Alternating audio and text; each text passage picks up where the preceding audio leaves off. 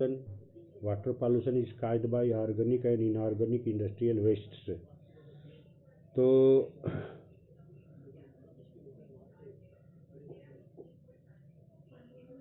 Water pollution organic और inorganic जो industrial औद्योगिक कचरे होते हैं उनसे फैलता है।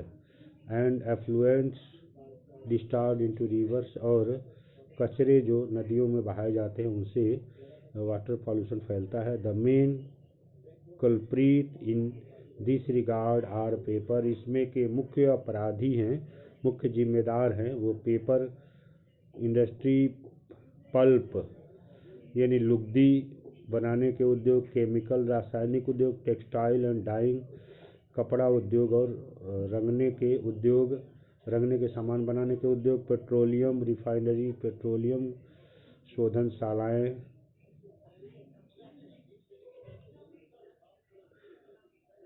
टेनरीज एंड इलेक्ट्रोप्लेटिंग, ये सभी यानी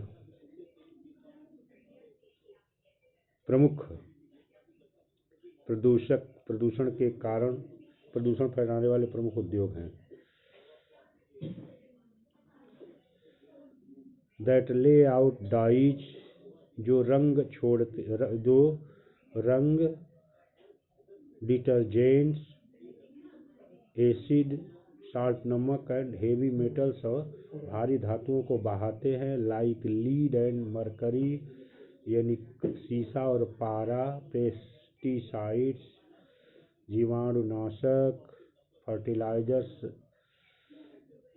रासायनिक उर्वरक, सिंथेटिक केमिकल यानी कृत्रिम रसायन, विथ कार्बन के साथ कृत्रिम रसायन, प्लास्टिक एंड रबर, और रबर आदि को ये जल में सीधे बहाते हैं। इनटू वाटर बॉडीज माने जलाशयों में या नदियों में सीधे इन्हें बहाते हैं। तो इन कारखानों से ये सभी तत्व पानी में मिलकर घुलकर ये जल को प्रदूषित करते हैं। फ्लाई ऐश,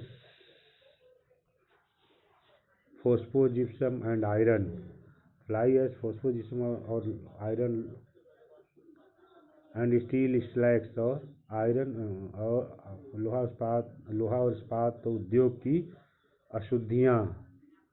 तो इसमें फ्लाई ऐश, फोस्फोजिप्सम और लोहा इस्पात की अशुद्धियाँ are the major solid waste in India, ये सब मुख्य ठोस कचरे होते हैं भारत में जो जल को प्रदूषित करते हैं। थर्मल पॉल्यूशन, तापीय प्रदूषण। Thermal pollution of water occurs when hot water from factories and thermal plants is drained into rivers.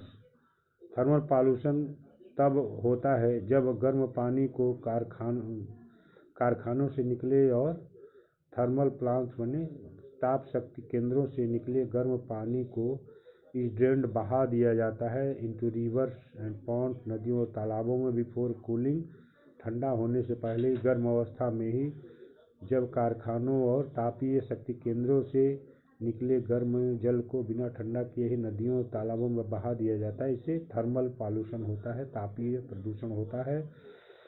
यानी यह प्रदूषण गर्म जल के कारण होता है। What would be the effect on aquatic life, इसका जलीय जीवन पर क्या प्रभाव पड़ता होगा।